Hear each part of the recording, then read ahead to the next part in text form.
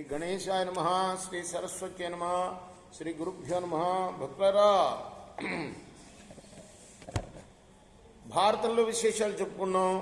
ఇందులో భాగంగా నిన్నటి వరకు మనం ఆది పర్వాన్ని 107 భాగాలుగా చెప్పుకున్నాం. ఈరోజున 108వ భాగం చెప్పుకుందాం. చెప్పుకునే ముందు వ్యాస భగవానుడికి నమస్కారం చేసుకుందాం. అలానే క్షేత్రపాలకుడైన ఆంజనేయ స్వామికి నమస్కారం చేసుకుంటూ సమర్థ సద్గురు సాయినాథ్ మహారాజ్కి జయ చెప్పుకుంటూ ప్రారంభం చేద్దాం.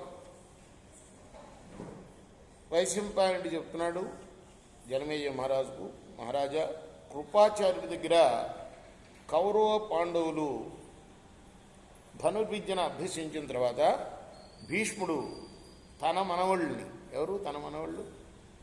పాండవులు కౌరవులే, వాళ్ళని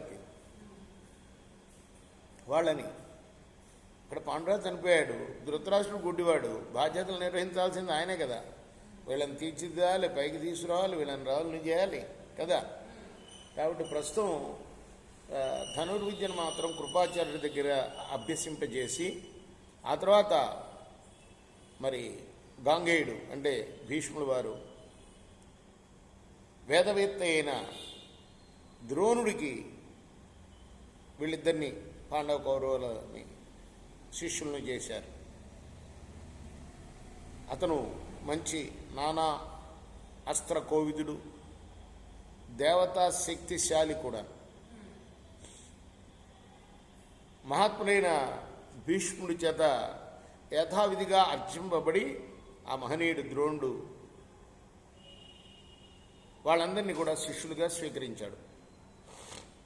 అచిరకాలంలోనే వాళ్ళు సమస్త శాస్త్రాల్లోనూ శస్త్రాలు ప్రయోగించడంలోనూ నేర్పును చూపించారు. అప్పుడు జనమేజయుడు అడిగాడు, ఓ బ్రాహ్మణోత్తమ వైశంపాయన మహర్షి, ద్రోణుడు ఎలా జన్మించాడయ్యా? అస్త్ర విద్య ఎలా నేర్చుకున్నాడు ఆయన ఎందుకు వీళ్ళ దేశానికి వచ్చాడు, హస్తినాపురానికి?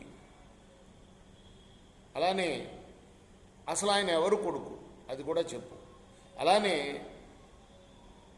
అశ్వత్థామ ఆయనకి ద్రోణాచార్యుడికి ఎలా పుట్టాడు, ఇదంతా నేను వినాలని ఉంది, విస్తారంగా చెప్పు, వివరంగా చెప్పు అన్నాడు.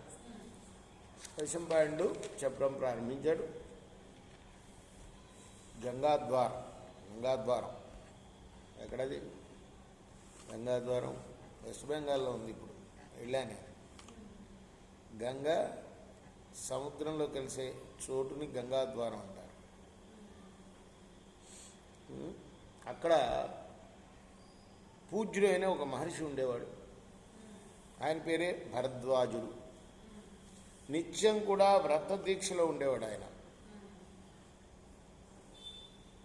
ఒకసారి ఆయన విశేషమైన ఒక యజ్ఞాన్ని ఆచరిస్తున్నాడు. గంగానది దగ్గరికి స్నానానికి వెళ్ళాడు.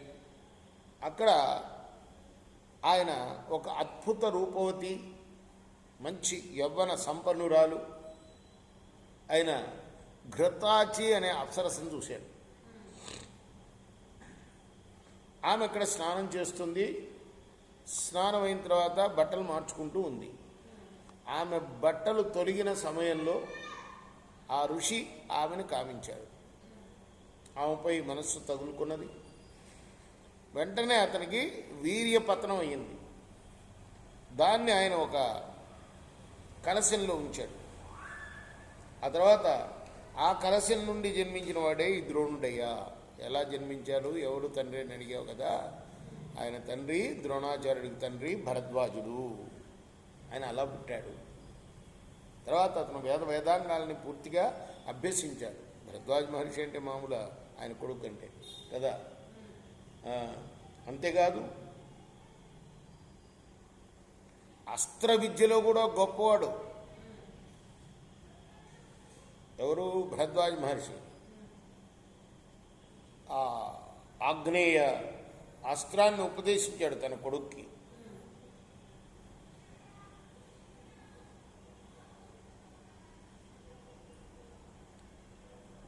పృషతుడు అనే రాజు భరద్వాజ మునికి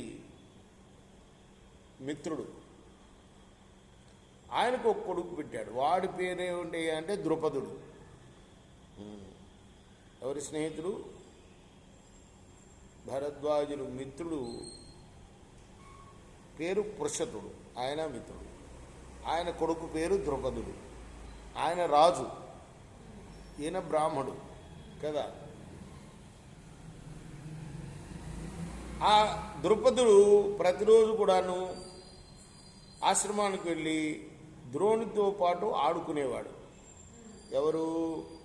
భరద్వాజు మిత్రుడైన పృషతుడు అనే రాజుకు పుట్టిన వాడు ద్రుపదుడు. రోజు వెళ్ళి భరద్వాజ కొడుకైన ద్రోణుడితోటి ఆడుకునేవాడు. వాళ్ళిద్దరు ఎట్లా మిత్రులు, వాళ్ళ కొడుకులు కూడా అలానే మిత్రులు అన్నమాట. అలానే ఆయన దగ్గర అధ్యయనం కూడా చేసేవాడు. పృషతుడు మరణించిన తర్వాత ద్రుపదుడు పాంచాల దేశానికి రాజయ్యాడు. కొంతకాలానికి భరద్వాజ మహర్షి కూడా కాలం చేశాడు.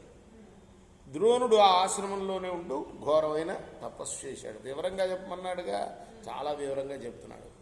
వేదాంగ పారంగతుడైన ద్రోణుడు తన తపస్సుతోటి పాపాలన్నింటినీ పోగొట్టుకున్నాడు, కీర్తిమంతుడయ్యాడు.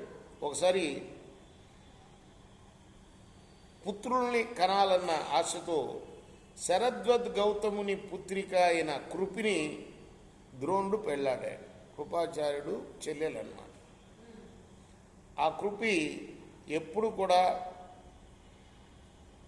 ధర్మాచరణం మీదనే ఆసక్తి కలిగి ఉండేది. ఆ కృపి ఒక కొడుకును కనది, వాడి పేరే అశ్వత్థామ. అశ్వత్థామ గురించి కూడా అడిగాడు కదా. వాడు పుట్టిన వెంటనే గుర్రం అరిచినట్టు అరిచాట. అది కూడా ఏ గుర్రం? ఉచ్ఛైశ్రవం, సముద్రంలో నుంచి పుట్టిందే. ఆ గుర్రం అరిచినట్టుగా సగిలించట. అది విని ఆకాశవాణి అన్నది, ఆకాశవాణి పేరు పెట్టిందిట అశ్వత్థామ అని. అశ్వం మన అశ్వత్థామ పేరు ఎలా వచ్చిందో ఆ విశేషం చెప్పామన్నమాట ఈరోజు పురాణాల్లో. ఇక్కడ ముగించి రేపు కొనసాగిద్దాం. కృష్ణార్పణమస్తు. సాయి కృష్ణ.